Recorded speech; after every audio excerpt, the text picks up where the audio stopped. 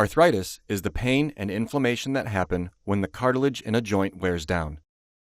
The smooth cartilage that covers the ends of the bones in a joint is called articular cartilage. This smooth surface helps the bones glide easily across each other during movement of the joint. This cartilage can get damaged either by a one-time injury where a piece of the cartilage breaks off, or it can happen over time when the cartilage slowly wears down throughout the joint. This cartilage wear and tear is called degenerative arthritis or osteoarthritis. Nearly 1 in 4 adults in the United States has some form of arthritis in their joints. Even though the arthritis occurs for different reasons, the bottom line is still the same. The articular cartilage in the joint is damaged and causes pain and sometimes loss of movement. Specifically in the knee, arthritis typically happens over time, with years of repetitive movement and activity placing repeated weight on the knee. Here's a quick look at the anatomy of the knee. The 3 main bones in the knee are the distal femur or thigh bone, the proximal tibia or shin bone, and the patella or kneecap. In the knee, the 3 cartilage surfaces that can be affected are at the end of the thigh bone, the tibial plateau on top of the shin bone, and the back side of the kneecap. It's also important to know the knee is divided into 3 compartments. The medial compartment is on the inside, the lateral compartment is on the outside, and the patellofemoral compartment is where the kneecap sits in the groove between the condyles, called the trochlear groove. Unfortunately, one of the shortcomings of articular cartilage is that it doesn't heal as well as other tissue in the body. Its blood flow comes bottom up from the bone, but it doesn't make it very far. Cartilage is considered avascular since it doesn't get much blood supply, making it near impossible for cartilage to grow back to normal on its own. Not only does cartilage get a poor blood supply, it also doesn't have any nerves. However, since bone does have nerve endings, this means that patients won't really feel pain until the cartilage is worn down thin enough that the pressure on the bone is what causes the pain. Articular cartilage isn't the only kind of cartilage in the knee.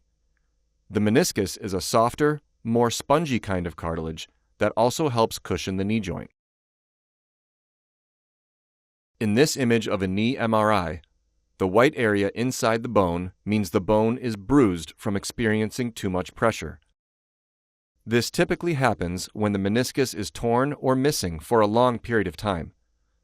Without the help of the meniscus, more of the articular cartilage takes the force of the body weight in the knee. The cartilage starts to wear away and causes the bone bruising and increased pain. Breaking it down, there are 2 kinds of osteoarthritis: primary and secondary. Primary osteoarthritis is the wearing down of cartilage that happens on its own. However, several factors have been shown to play a role in its development. Overweight patients place more stress on their knees with every step they take, overloading the meniscus and articular cartilage. Genetics can also play a role. If mom and dad had osteoarthritis, there's a good chance that their children will eventually get it too. As expected, older patients tend to have osteoarthritis more than younger ones, and more females than males report being diagnosed. Secondary osteoarthritis is caused by a pre-existing factor. Examples of these would be a severe prior injury to the knee, like a major fracture or a torn ligament. Poor alignment of the leg, such as being knock-kneed or bow-legged, an infection of the knee joint, or even issues with blood supply to the articular cartilage, which is already minimal as it is. When a patient has osteoarthritis, there are some common signs and symptoms they may be experiencing. Pain and effusion, or swelling inside the joint, are likely present. These get worse with activity and usually progress over time. The knee gets stiff as well, and is at its worst in the morning, as well as after sitting for a long period of time. Crepitus is the crunching or grinding sound that is heard with certain movements, and there may be some clicking, locking, or giving way sensations called mechanical symptoms. Finally, the knee will likely have trouble going through its full range of motion. If a patient has these symptoms, the doctor will likely order X-rays to look at the joint space between the femur and tibia. Although you can't see cartilage on an X-ray, if the space between the bones is getting smaller and smaller, it means the cartilage between the bones is wearing away, getting thinner and thinner. If there is no space left and the X-ray shows bone-on-bone arthritis, this means there is no more surface cartilage on the bones. Combining a patient's symptoms, their knee exam findings, and X-rays, a diagnosis of osteoarthritis can be made with confidence. An MRI is usually not needed to make this diagnosis or to help develop a treatment plan.